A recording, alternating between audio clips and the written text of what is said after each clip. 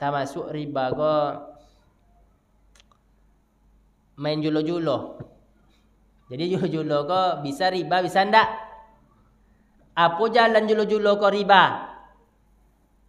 Kalau nak awak temo lebih bisa ngenek daripada nak awak bayu. Main 10 orang, 1.000 seorang. Berarti sekali nimo seharusnya 1 juta, ya kan? 1 juta. Tu sabu idenya berpotong 1-nya. Jadi tiap nimo 900-nya tapi yang dibayu tawi 1.000 selama 10 bulan. 1 juta. Maka 900 yang awak timo cako dan awak bayu 1 juta, itu riba. Bisakah julo-julo kau menjadi halal? Bisa. Bagaimana caranya? Tidak mempersyaratkan potongan itu di awal.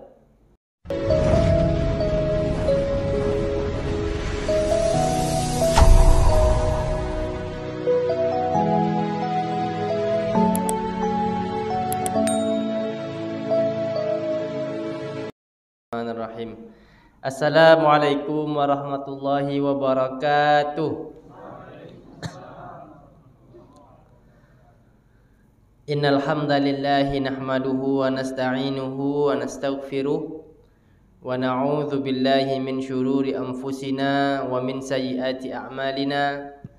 May yahdihillahu fala mudilla lahu wa may yudlilhu falan tajida lahu waliyyan mursyida.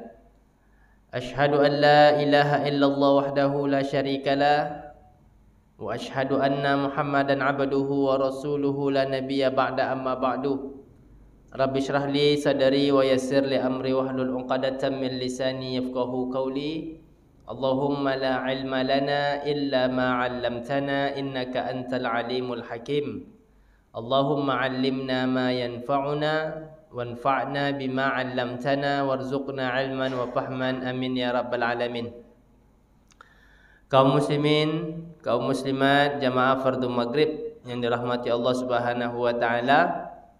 Alhamdulillahirabbil alamin, bersyukur kita kehadiran Allah Subhanahu wa taala atas limpahan rahmat dan karunia-Nya, atas kesehatan, kesempatan dan keimanan yang senantiasa Allah curahkan ke dalam diri kita, sehingga nikmat-nikmat Allah itu membuat kita terbangun di pagi hari yang mulia ini, dapat beraktivitas, bertemu dengan keluarga, dan yang tak kalah penting nikmat-nikmat itu pula lah yang bisa mengantarkan kita untuk mau melangkahkan kaki, mau mengayunkan tangan, datang ke masjid ini untuk melaksanakan fardu maghrib berjamaah dan disambung dengan mengaji sampai Isya. Selawat berikan salam Allahumma salli ala Muhammad wa ala ali Muhammad. Senantiasa kita berselawat kepada Rasulullah sallallahu alaihi wasallam dengan harapan kita mendapatkan syafaatnya di yaumil mahsyar nanti. Amin ya rabbal alamin. Bapak Ibu yang dirahmati Allah, malam ini sesuai dengan jadual kajian kita tentang fikih muamalat. Jadi mohon maaf 3 bulan sudah lama kita tak bertemu. Jadi 3 bulan 4 kali pertemuan mungkin Pak. 4 kali pertemuan masuk Agustus potong. Karena ambo potong petugas haji yang mana ambo datang sebelum jamaah datang, pulang setelah jamaah sudah pulang.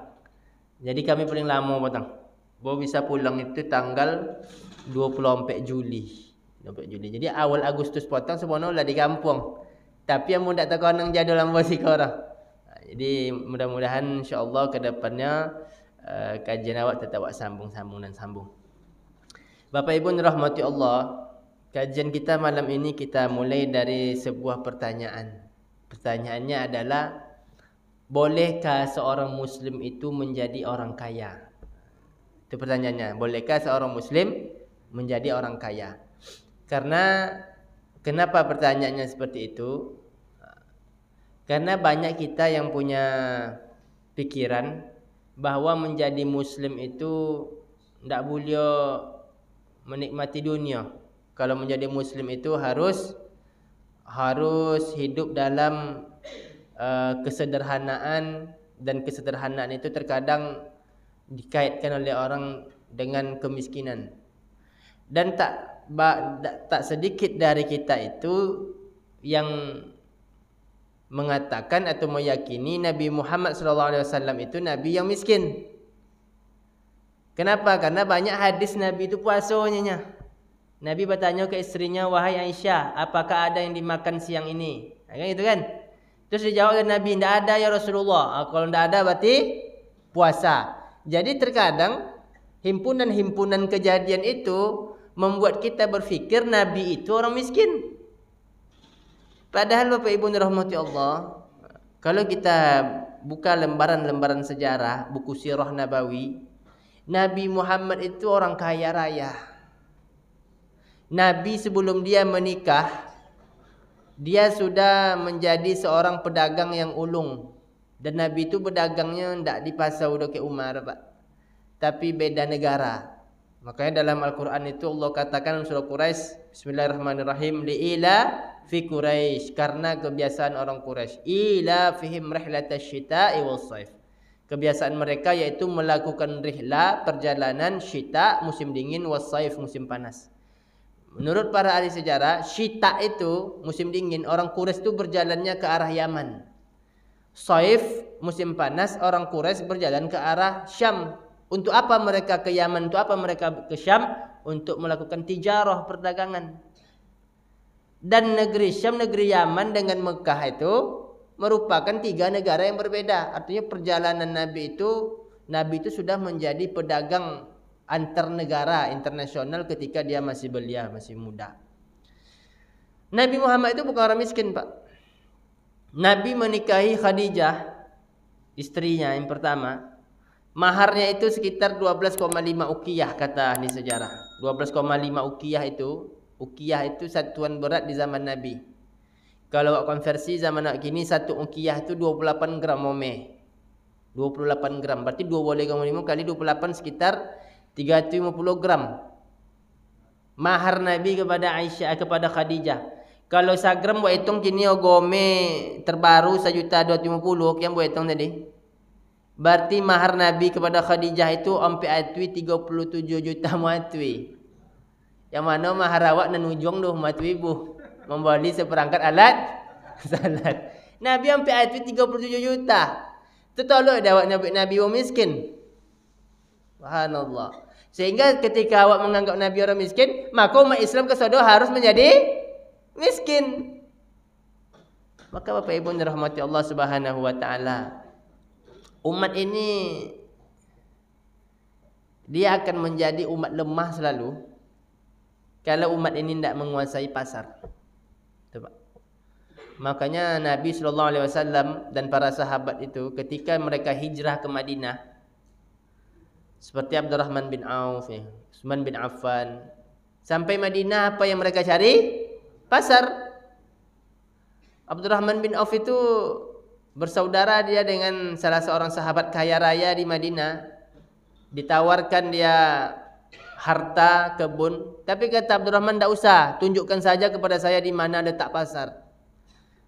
Dan kejayaan umat Islam di kota Madinah sehingga bisa mengalahkan orang-orang Yahudi di kota Madinah itu karena umat Islam menguasai pasar, Pak, Bu.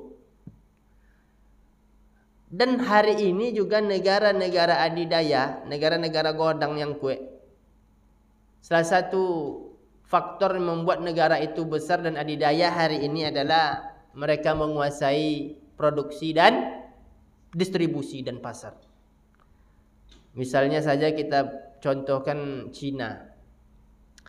Pertanyaannya, apa barang yang tidak bisa dibuat Cina gini, Pak? Tidak ada orang. Cik roh yang tidak bisa buat Cina gini. Dan bahkan Cina tidak hanya menguasai produksi, Cina juga menguasai pasar distribusi. Kalau pewak moka boleh jubah situ, Pak. Merek Al-Haramain, tetapi made in-nya made in Vietnam. Vietnam kan negara-negara Cina juga. Pewak ke moka boleh Shell. Shell tu made in China. Kopiah Haji made in China. Maka umat Islam ini akan tetap menjadi lemah kalau dia tidak menguasai pasar, kalau dia tidak menguasai produksi. Nah, kembali kita kepada pertanyaan kita tadi, bolehkah seorang muslim menjadi kaya? Jawabannya boleh dan harus. Tetapi umat Islam itu boleh dia jadi kaya dengan 3 syarat. Jadi ada 3 syarat yang membolehkan umat Islam itu menjadi kaya raya. Kalau tidak ada 3 syarat kau caklah miskinnya.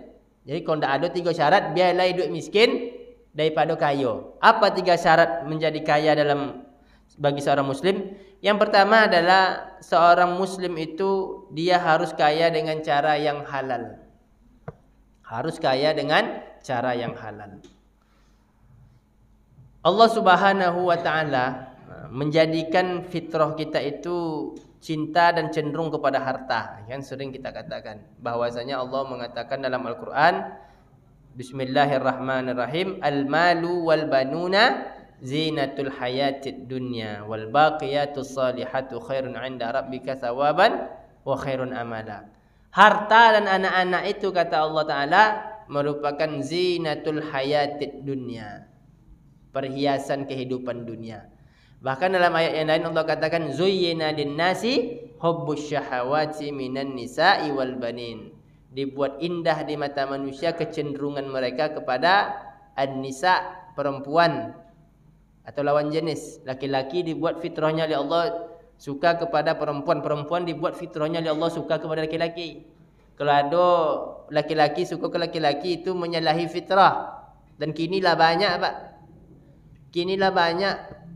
Dah sampai ke kampung-kampung awak, nan jantan suka ke jantan, nan batino suka ke batino, dan itu menyalahi fitrah. Dibuat indah di mata kita oleh Allah al-banin, anak-anak kita. Sayang ti awak ke anak kau. Digerotak dia anak sengenek, abi main. Ya nye kalau ndak ayah boleh dan Honda Tracker ya, ndak dan pergi sekolah lainnya. Apa berlari ayah ke racing, mengambil Honda cak abah hutang 1 juta 2 juta sebulan asalkan kebutuhan anak dipenuhi. Sayang okey anak, dan itu fitrah kita, Pak. Ayah yo cak ada baju lama pakai daya asalkan baju anak baru. Sayang kita kepada anak, dan itu adalah fitrah kita. Allah buat fitrah kita itu memang cenderung kepada qanatiril muqantarati minaz zahabi wal fiddah, barang-barang harta yang menumpuk seperti emas dan perak. Emas dari zaman dulu sampai sekarang tetap menjadi harta yang berharga. Padahal emas itu hanya barang tambang berwarna kuning. Tembago kalau dipolisnya elok, kunyongnya warnanya. Tapi amak-amak kau tentu dia mana nama asli, mana nan imitasi. Apa makna mau imitasi, mak? Kan sama kunyongnya tu mah. Apa betino kau ndak mau imitasi? Kan sama-sama kunyong noh. Karena fitrah kita yang membuat emas itu berharga. Tak ni awak dengan kunyong lain no, caklah kunyong sesama kunyong, cak bontuk sesama golang. Tapi tentu dah awak aku ome kau ndak. Dan kalau ome kita tarik awak apa dari zaman dulu wang mance ome sampai zaman kini. Karena fitrah kita itu. Dan negara-negara Afrika itu dijajah di negara-negara barat karena emas. Ya kan? Mali dijajah oleh Perancis. Sudan dijajah oleh Inggris, Libya dijajah oleh Italia, Nigeria dijajah oleh Perancis. Jadi negara-negara itu kenapa dijajah oleh negara-negara barat? Karena emas. Dan Sudan itulah masuk 2 tahun, 1 tahun berapa orang Sudan sampai kini berapa orang Sudan. Kenapa? Karena Sudan itu penghasil emas, salah satu negara penghasil emas terbesar di dunia. Bobby uang jadi presiden karena emas ini sampai sekarang masih menjadi benda berharga. Allah buat kita itu cenderung kepada harta sehingga kita fitrah kita itu, naluri kita itu langsung mencari harta. Nah, boleh umat Islam itu kaya boleh, tetapi syarat yang pertama apa? Dia harus kaya dengan cara yang halal. Cenderung kita kepada harta itu, kecenderungan kita harus kita salurkan dengan cara yang halal. Rasulullah SAW bersabda, qala Nabi SAW, talabul halali fardun ba'dal faraid. Bekerja mencari rezeki yang halal itu merupakan fardu setelah fardu-fardu lainnya. Jadi Nabi nyebut sikon tak wajib dah Pak, fardu. Jadi ada beda fardu dengan wajib. Apa beda fardu dan wajib? Fardu itu seperti rukun di dalam ibadah. Jadi kalau orang meninggalkan fardu, berarti dia meninggalkan sesuatu yang menjadi pasak. Misalnya orang haji, fardu haji atau rukun haji itu kan yang paling utama wukuf di Arafah. Kalau nyo ndak wukuf di Arafah maka dianggap nyo ndak haji. Mabit di Mina dan mabit di Muzdalifah hukumnya wajib haji. Jadi kalau ada bapak ibu banyak piti balobyo, paynya ke Mekah cik wukuf aja nyo pulangnya sudah itu. Ndak nyo mabit di Mina dan ndak mabit Muzdalifah. Jadi sudah wukuf, paynya ke Masjid Haram, tawaf ifadah, sa'i, kemudian tahallul. Dan ntar jumrah Aqabah, ifadah, sa'i, tahallul langsung pulangnya. Ndaknya mabit Muzdalifah, ndaknya mabit di Minara. Maka hajinya sah karena dia hanya meninggalkan wajib haji. Dia tidak meninggalkan fardu atau rukun haji. Maka kalau non wajib haji itu boleh ditinggalkan tapi bayar dam. Apa damnya? Menyembelih seekor kambing terhadap setiap wajib yang ditinggalkan. Dan Abu Hanifah membedakan antara makna wajib dan makna fardu. Solat nan fardu sehari semalam kata Abu Hanifah itu 5. Solat yang wajib sehari semalam banyak. Di antaranya solat witir. Jadi solat witir itu wajib menurut mazhab Abu Hanifah. Jadi yang buat kawan dulu pernah seasrama wong Turki. Wong Turki ko setiap sudah solat Isya ada 2 wajib solat yang harusnya lakukan. Yang pertama solat sunat ba'diyah rawatib dan itu 4 rakaat. Kalau kan 2 rakaat biasa buat. Mazhab Abu Hanifah itu mengatakan dia merupakan wajib, solat wajib dan rakaatnya harus 4. Setelah 4 rakaat ke togaknya balik solat 3 rakaat namanya solat witir. Apa beda fardu dengan wajib dalam mazhab Abu Hanifah? Orang yang meninggalkan fardu dia keluar dari Islam. Orang yang meninggalkan wajib dia melakukan dosa kecil dan terus menerus meninggalkannya wajib, dia dianggap munafik. Jadi solat witir itu wajib menurut mazhab Abu Hanifah. Itu cerita lah mati kan, alhamdulillah untung mazhab Syafi'inya. Kalau ndaklah masuk pula orang munafik. Jadi Bapak Ibu dirahmati Allah, Rasulullah mengatakan kasbul halali, talabul halali, fardun ba'dal faraid. Mencari rezeki yang halal, bekerja dengan cara yang halal itu merupakan satu fardu setelah fardu-fardu yang lainnya. Dan Rasulullah sallallahu alaihi wasallam di dalam hadis yang lain juga mengatakan bahwasanya yang halal-halal itu sudah jelas dalam agama kita dan yang haram juga sudah jelas. Innal halala bayyinun wa innal harama bayyinun wa bainahuma umurun mushtabihat. Sesungguhnya yang halal-halal itu sudah jelas. Jadi pintu-pintu dari rezeki-rezeki halal itulah jelas. Wa innal harama bayyinun, yang haram juga sudah jelas. Wa bainahuma umurun mushtabihat. Di antara halal dan haram ada perkara yang namanya syubhat atau samar-samar. Jadi yang awak apa yang halal, haram dan syubhat itu awak tinggalkan. Nah, syubhat itu Bapak Ibu, apa maksud dari syubhat? Syubhat itu tidak jelas antara halal atau tidak halalnya dia. Dan syubhat itu bisa muncul karena beberapa hal. Bisa sesuatu itu berhukum syubhat karena beberapa hal. Yang pertama, misalnya dia ragu tentang sebab yang menghalalkan dan mengharamkan, maka jadi syubhat ninya. Misalnya contoh Pak, nya pai nya ke hutan, pai nya ke dayek nak mancing uso. Kan masih ada orang pai memburu uso kan. Dalam Islam kalau nyo tembak uso tu pakai bismillah mati, maka uso ko halal dimakan. Tembak dia nyo uso ko, jatuh uso ko ke dalam kubangan ayu. Dijongok uso ko dia lah mati. Muncul keraguan dalam hatinya, uso ko mati dia kena tembak cako atau dia tenggelam. Karena konsekuensinya berbeda. Kalau nyo mati ditembak, maka uso ko menjadi halal. Kalau nyo mati tenggelam, maka uso ko menjadi bangkai. Kan agunya doh, maka itu syubhat. Menjadi syubhat dia karena ragu antara menyebab halal dan haram. Itu berlaku kepada semua. Bosu piti ko piti dia tu ndak ininya. Kalau bosu piti kan mengaku piti awak kan. Tapi ragu awak halal atau haramnya, maka dia masuk syubhat. Kau trompa dia atau ndak gayanya. Mirip contoh. Kalau ancak kau trompa awak gayanya. Pada akhirnya apa syubhat? Syubhat tu ragu dia tentang sebab yang menghalalkan dan yang mengharamkan. Syubhat itu juga bisa muncul karena percampuran. Mohon maaf, kau ada daging ayam yang mati potong, dibantai dia menggali ayam. Ada ayam yang elok disembeli dia yang elok jako, yang bangkai jako dikuliti sama-sama dagingnya tertumpuk dimasukkan ke dalam baskom bercampur.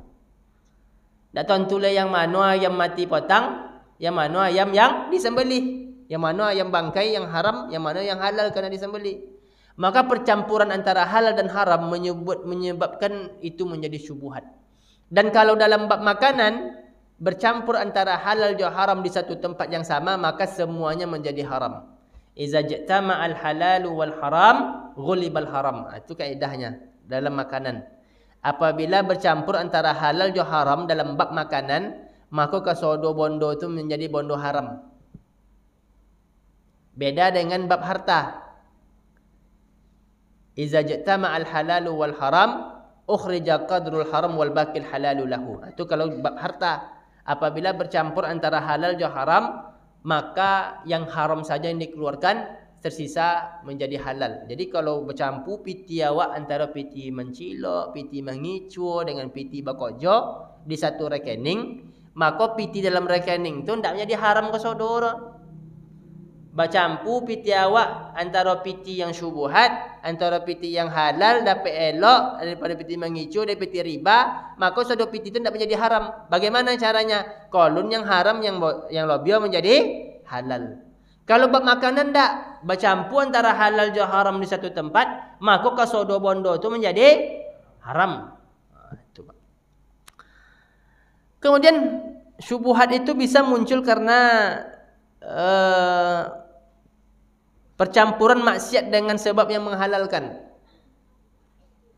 Jual beli itu hukumnya halal. Jual beli hukumnya halal. Tapi jual beli ketika azan Jumat hukumnya haram. Kan dilarang itu. Maksiat berbelanja ketika azan Jumat maksiat. Sedangkan hukum jual beli adalah halal. Maka jual beli di hari Jumat itu dia tidak sampai ke tingkat yang haram mutlak, tapi dia syubhat. Tapi kan segala sesuatu yang syubhat itu dia dekat kepada yang haram. Jadi orang yang wajib dia solat Jumat, dilarang dia melakukan jual beli di hari Jumat. Jadi kalau yang perempuan kan tidak wajib Jumat, maka jual belinya ketika azan Jumat tidak ada masalah. Atau laki-laki yang sedang safar. Laki-laki sedang safar, yang mana safarnya itu boleh dia qasar solat, maka boleh dia tidak untuk solat Jumat. Jadi orang yang boleh qasar solat, maka dia tidak wajib solat Jumat. Kalau dia solat Jumat boleh, tetapi dia tidak wajib. Maka keadaan tidak wajib solat Jumat membuat dia itu boleh melakukan jual beli. Tapi kalau dia dalam keadaan wajib solat Jumat, datang azan Jumat, dibuatnya jual beli, maka jual belinya jadi syubhat. Nah, yang harus kita hindarkan diri kita ini dari kaya dengan cara yang halal itu, yaitu kita hindari yang haram dan yang syubhat itu. Lakukan saja yang halal. Dan Bapak Ibu dirahmati Allah, kalau memang awak berbisnis manggali kojowa atau apapun, maka cara memastikan inyo halal itu dari 3 sisi. Ada 3 hal yang harus awak tengok supaya bisnis awak, usaha awak menjadi usaha yang halal. Yang pertama, modalnya harus modal yang halal. Tak boleh modal dari riba atau mencilok. Buat usaha halal, usaha yang jual tu usaha yang halal, tapi pembiayaannya yang haram, maka bisnisnya menjadi haram. Maka dalam kaedah fikih-fikih kontemporer, jual beli saham, jadi ada saham, istilah saham itu apa? Saham itu surat kepemilikan awak terhadap satu perusahaan. Maka boleh ke awak jual beli saham? Boleh, dengan syarat perusahaan itu tidak berhutang riba. Artinya berhutang riba itu menyebabkan jual beli kita, bisnis kita menjadi bisnis haram. Maka kalau awak ingin menjamin usaha awak halal, yang pertama harus awak jamin modalnya dari modal yang halal. Jadi riba kau banyak bentuknya, mak. Termasuk riba kau main julo-julo. Jadi julo-julo kau bisa riba, bisa ndak? Apa jalan julo-julo kau riba? Kalau nak awak temo lebih bisa ngenek daripada nak awak bayu. Main 10 orang, 1.000 seorang. Berarti sekali nimo seharusnya 1 juta, ya kan? 1 juta. Tu sabui adanya berpotong 1-nya. Jadi tiap nimo 900-nya, tapi yang dibayu tawi 1.000 selama 10 bulan. 1 juta. Maka 900 yang awak timo cako dan awak bayu 1 juta, itu riba. Kapan sesuatu itu menjadi riba? Kalau dia dipersyaratkan di awal. Muka menjujulonya. Tapi syaratnya potong 1.000 setiap menimo. Acik nomor. Iya, potong 1.000. Jadi potong 1.000 tiap nimonya. Tapi dan julo-julo tu akadnya akad pinjam meminjam. Julo-julo akadnya adalah akad pinjam meminjam. Apa nak pinjam meminjam? Uang dan menimo pertama kan alurnya pun nambah bayu lah tu. Bila kan dibayu dia sudahnya menimo. Dan suansu maka akadnya adalah akad hutang piutang. Bolehkah, bisakah julo-julo kau menjadi halal? Bisa. Bagaimana caranya? Tidak mempersyaratkan potongan itu di awal. Atau tidak sama sekali mensyaratkan potongan. Jadi misalnya nikah. Main 10 uang 1.000 seorang, berarti nimo 1 juta. Dari 10 uang kau ada seorang tukang mengumpun. Ya kan? Kan poneknya tu mengumpun. Poneknya jalan kokin komel minyak Honda le. Dia awak nawati menengok inyo yang mengumpun piti kau tawi, wak belainya upah 50.000 ketika wak menimo, maka tu halal. Tapi kalau dipersyaratkan dia inyo potong 1.000 di awal ketika menimo cek nomor, itu riba. Dan seperti itu tak boleh dia dijadikan modal usaha. Kenapa? Karena usaha menjadi haram karena dia masuk piti riba. Jadi riba itu maksudnya az-ziyadatu fil qardi, tambahan terhadap hutang piutang. Wa kullu qardin jarra manfa'a fa huwa riba. Segala pinjaman yang mendatangkan manfaat, maka pinjaman itu riba. Termasuklah manfaat itu pada barang. Kan ada awak nak menggoden Honda, Pak. Goden Honda ke uang pinjam BT 10 juta misalnya. Maka uang yang membayar pinjaman cako kan ditimo Honda uang dia, ndak boleh pakai itu, Pak. Kalau dipakai riba jatuhnya. Ndak boleh dipakai itu. Karena apa? Karena kaedahnya setiap pinjaman yang mendatangkan manfaat, maka manfaat itu riba. Dan manfaat itu ndak harus tambahan angka. Jadi pinjam 10 juta, balik 10 jutanya, tapi di Golden Honda dipakai di awak Honda tu. Itu hukumnya riba. Jadi hati-hati kalau ada gadai menggadai, boleh digadaikan boleh. Bolehkah kita gadai menggadai? Boleh. Ar-rahan itu ada tasyriknya. Boleh. Syariat serahan, syariat gadai itu ada. Tetapi barang yang dititip ke kita sebagai barang yang digadaikan, tidak boleh kita manfaatkan. Karena memanfaatkan barang gadai terhadap hutang yang timbul, maka manfaat itu adalah riba. Itu apa caranya? Honda ke Umar, jadi Umar. Iya kan? Beliau dieksekusi Honda konyo kalau ndak tabayu utang. Jadi ndak tabayu utang dia nyoro bau beliau Honda ko dieksekusi. Dan dieksekusi itu maksudnya apa? Kok dijual ko atau awak anggap utangnya lunas dengan Honda ko, atau misalnya kalau nilai Honda itu lebih besar dari hutang 5 jutanya, Pak. Dia masuknya dibayar Honda NMAX kan sekitar 25 juta go secondnya kan. Maka ketika hutang tu jatuh tempo dan yang tidak mampu bayar, tidak boleh awak mengambil Honda tu langsung lah, Pak. Tapi harus dinilai Honda tu berapa hutangnya kurangi. Jadi kalau Honda tu nilai 25 juta, awak ambil masalah Honda tu, bayu kayaknya mulai juta dan itu haknya. Dan awak banyak macam itu. Kalau lah gadai nilainya lebih tinggi daripada hutang, kalau nak tabayu ambil langsung tanpa mengembalikan PT, tidak boleh macam itu. Dan itu bukan hak kita. Ya kan hutang 1.000 nya di Golden handphone kan berjuta ke. Ketika hutang kau nak tabayu, handphone kau jadi punya dan ndak macam itu lah. Dinilai berapa harga handphone tu, berapa kau kena awak ambil kurangi dari hutangnya bayu kayaknya lebih. Itu cara yang syariat. Jadi riba itu az-ziyadah. Riba bisa muncul karena ada pinjam meminjam. Dan riba itu macam-macam bentuk. Termasuklah misalnya dalam julo-julo bisa muncul riba. Tetapi riba itu bersyarat. Jadi riba itu bisa dikatakan riba kalau dia bersyarat. Pinjam 10 juta, bolong 2 juta, tambah semua 2 juta. Jadi itu kan syarat nomor. Tapi kalau contoh pinjam 10 juta, itu ketika membayu, awak tambang 2 juta. Ke utang potong 10 juta, kita tambah 2 jutanya.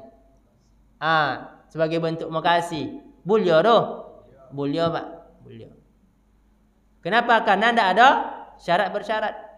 Dia datang bantu bono dan dia akak potong kak 10 juta. Ke adalah belobio, utang akak potong ke 10 juta dan tambah 2.000 atau 1 juta ke kak tambahan kau. Riba ke tambahan itu tidak riba karena dia tidak disyaratkan. Tapi dia menjadi riba kalau disyaratkan di akhir. Jadi syarat itu tidak harus di awal. Jadi misalnya ke utang 1 jutanya. Dibayar utang 10 juta adeknya. Bulan depan bayu semuanya. 10 juta bayu. Oke. Bulan depan tidak bisa bayu dah. Apa caranya? Jadi tulahnya. Bulan depan besok lah bayunya.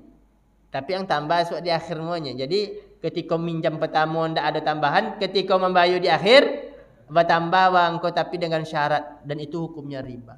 Dan riba itu haram dan Allah langsung yang memerangi orang-orang yang berbuat riba. Lazina ya'kuluna riba la yaqumuna illa kama yaqumul ladzi yatakhabbathu syaitanu minal mas. Orang yang memakan harta riba maka berdirinya itu seperti orang berdiri kerasukan syaitan. Uang yang makan riba hidupnya pasti gusar. Jadi cobalah Pak, buat tengok beda. Dan kalau memang awak pun ada hutang riba gini, selesai copek, sudah tu bertaubatlah kepada Allah. Kenapa? Karena hidup tidak akan pernah tenang kalau ada hutang riba di dalam keluarga awak. Ambolah banyak menemui orang, Bapak Ibu yang dirahmati Allah, ambolah banyak menemui orang yang minta nasihat, orang yang minta bertanya ke ambo. Dan hidupnya kacau karena riba ini. Hidupnya kacau karena riba. Ada yang baca rai jauh ini gara-gara hutang riba kau. Kenapa? Karena tak pernah tonang hidup di rumah dah. Jadi caklah kalau tak menawu apa daripada riba, caklah tak menawu. Macam itu dah. Tapi ada jalan keluar gini. Bagaimana supaya bangkon tak riba? Dibuat dia dengan cara syariah. Jadi awak nak berusaha, modal tak ada dah. Dicai uang yang kamu meminjam 10 juta, bolong 10 juta, tak lo ada dah. Pergi bank konvensional, pergi rentenir, babungo pula. Tapi awak nak berusaha juga. Apa jalannya? Ada jalannya dalam syariat. Jadi kalau ada orang-orang kaya yang tak mau minjam PT 10 juta balik 10 juta, tapi nyo ingin ada untung di situ, ada jalannya dari syariat, yaitu dengan cara melakukan kerjasama, akad mudharabah atau musyarakah. Jadi apa itu akad mudharabah? Akad mudharabah itu akad dalam usaha yang mana satu pihak menjadi penyedia modal, pihak yang kedua sebagai pekerja. KPT 10 juta, buatlah kedai donat dunia, buatlah usaha donat do.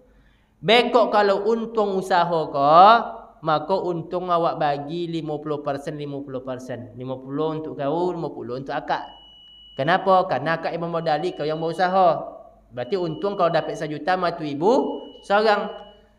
Kalau ugi, dan ugi itu tidak disebabkan oleh kelalaian, maka ugi itu ditanggung oleh pemilik modal. Maka itu halal. Jadi hati-hati.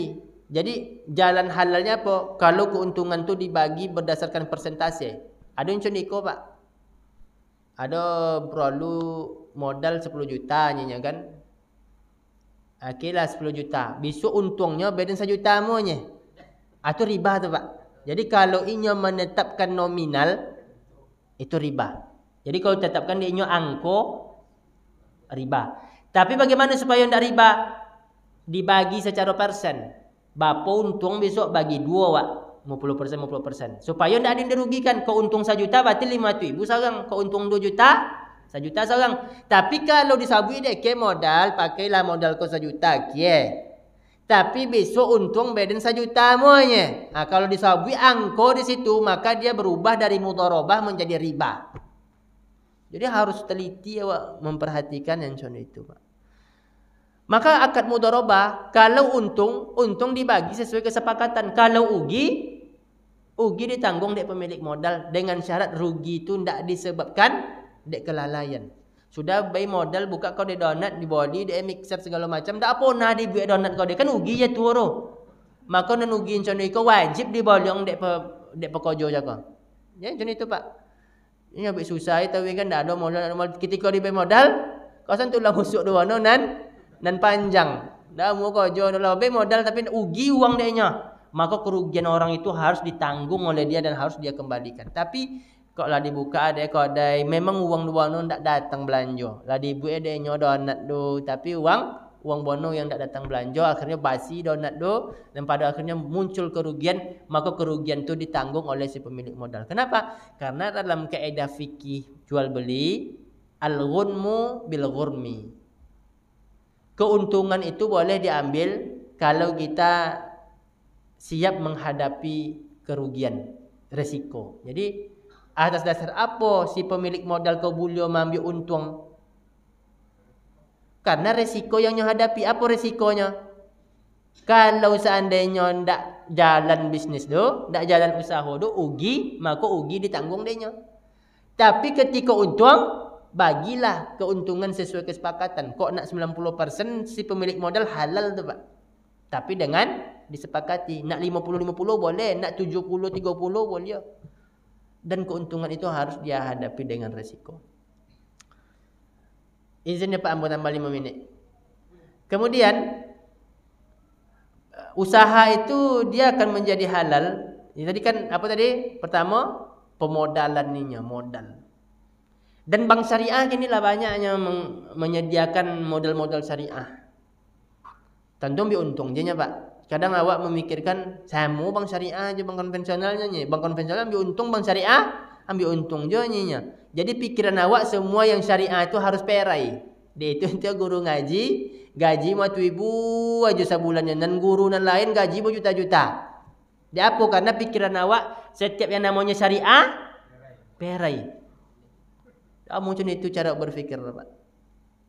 Makanya awak tiba uang minyak mengaji mau ibunya seminggu, menunggak-nunggak membayu. Tapi kalau anak les bahasa Inggrisnya, matematika 1.000 sebulan langsung bayu 8. Tapi kalau mengaji, mau ibu uang minyaknya kan 20.000 sebulannya doh. Ndak mau membayu dia apa? Karena pikiran awak yang syariah kok gratis. Ndak. Jadi bank syariah boleh ambil untung boleh. Dan dia mengambil untung itu atas resiko yang dia hadapi. Ada resiko yang dia hadapi. Kalau mengambil modal awak dari bank konvensional, nak buka usaha, perlu modal 10 juta, minjam ke bank konvensional. Kok ugi usaha awak, hutang awak kok lunas? Tak lunas apa? Tetap tahu hutang awak dan bunga harus awak bayu. Kalau bank syariah ndak, kalau ugi usaha kau dan ugi ndak disebabkan oleh kelalaian awak, ndak wajib bayar karena bank syariah menanggung resiko itu, Pak. Wah, itu. Sama boleh Honda bank konvensional hukum riba, boleh Honda di bank syariah boleh. Apa membedakan? Yang membedakan yang pertama jalurnya, alurnya. Kalau awak boleh Honda di bank konvensional di leasing, itu tidak pernah akad awak juboli dengan uang leasing. Akad awak pinjam meminjam PT. Bapa ogo Honda tu dibayar awak utang dek sebanyak ogo Honda, bayulah plus dengan bunga-bunganya. Kalau di bank syariah akad awak juboli. Jadi kalau awak nak Honda di bank syariah tu akan memboli Honda tu terlebih dahulu. Setelah tu baru dijual ke awak adanya plus dengan keuntungan. Semua awak menggalinya mak. Body ke agen 10.000, awak jual 2.000, halal 2.000 tu. Halal lah.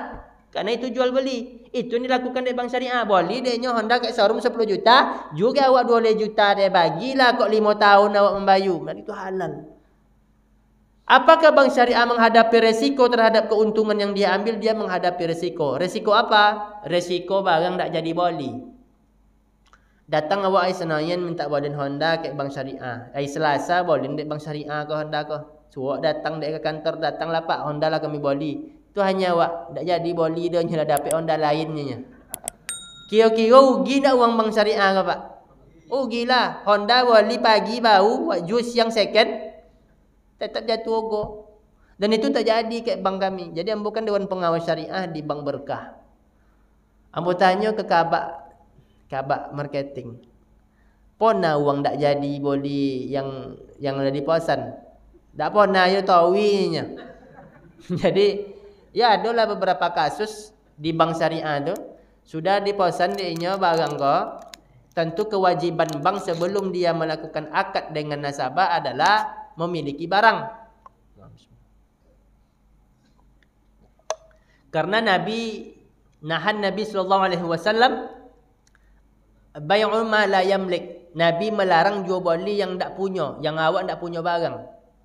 Jadi bank syariah tak bolehnya menjual barang tu kalau taknya miliki berapa. Sama awaknya.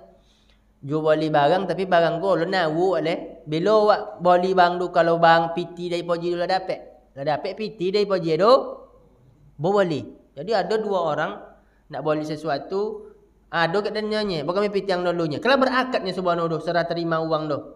Barangnya bila bekok dicair deh. Itu kan karenanya menghindari risiko. Maka bank syariah kalau dia ingin halal jual belinya, tidak hanya sekedar merubah nama syariah, dia memang harus menjalankan apa, dia harus memiliki barang itu terlebih dahulu. Dan risiko itu dia hadapi kalau seandainya uang tak jadi boli. Bank tak boli, uang tak jadi memboli, maka ugi ditanggung dek bank syariah. Tapi kalau masalah untung, silakanlah tetapkan keuntungan sebesar-besarnya sesuai dengan kesepakatan. Dan untung itu walaupun buat 20% wa ambil untung pak, tidak ada batasan untung dalam jual beli. Tidak ada batasan untung dalam jual beli. Rasulullah pernah mengadu sahabat kepada dia. Ya Rasulullah, si fulan menjual harga barang terlalu mahal.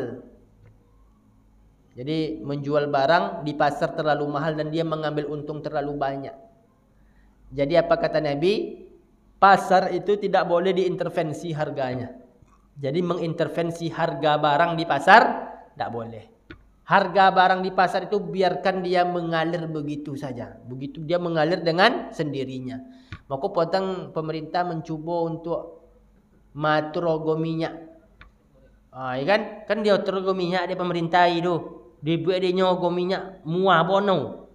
Sehingga tidak masuk akal di pengusaha. Apa yang terjadi? Putui minyak goreng sampai-sampai baduto-duto pakai Indomaret dan boli lainnya kan. Padahal ambil adanya kan Indomaret membolehkan boli minyak sarang uang saciek. Baduto-duto ke Indomaret supaya dapat minyak. Jadi pasar tak boleh diintervensi, Pak. Monotong-notong di pasar tak boleh. Biarlah pasar mengalir begitu. Kalau orang nak ambil untung segadang-gadangnya itu hak dia dan untung itu halal. Nah, masih banyak yang lainnya insyaAllah kita sambung di pertemuan berikutnya. Bapak Ibu dirahmati Allah, itu saja kajian kita pada malam hari ini. Bolehkah muslim menjadi kaya? Jawabannya boleh. Tapi dengan cara dia harus kaya dengan cara yang halal. InsyaAllah mudah-mudahan bermanfaat. Terima kasih atas perhatian. Mohon ampun saya kepada Allah atas segala kesalahan. Aqulu qauli hadza astaghfirullah li wa lakum innahu huwal ghafurur rahim. Wabillahi taufiq wal hidayah. Assalamualaikum warahmatullahi wabarakatuh.